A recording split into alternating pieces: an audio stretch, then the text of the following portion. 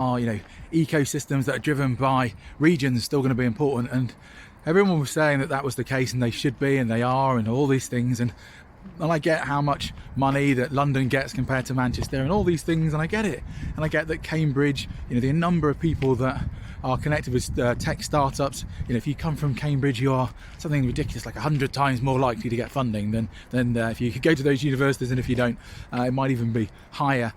But my point to the crowd, and also to the guys that were talking and the women that were talking at the event, was that now it's going to be very different. We're not going to be controlled by location.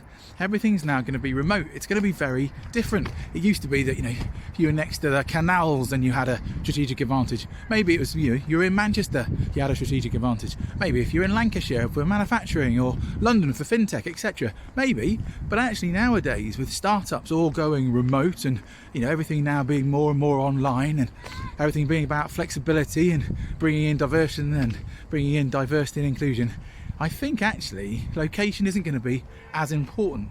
In fact, it's not going to be important at all. It's going to allow people to not worry about where they're setting up a business. They don't have to be a factory setting up next to the water or the canals. They don't have to do that anymore. We can be anywhere. We can be flexible. We can do anything. And I think that gives us all a much bigger chance.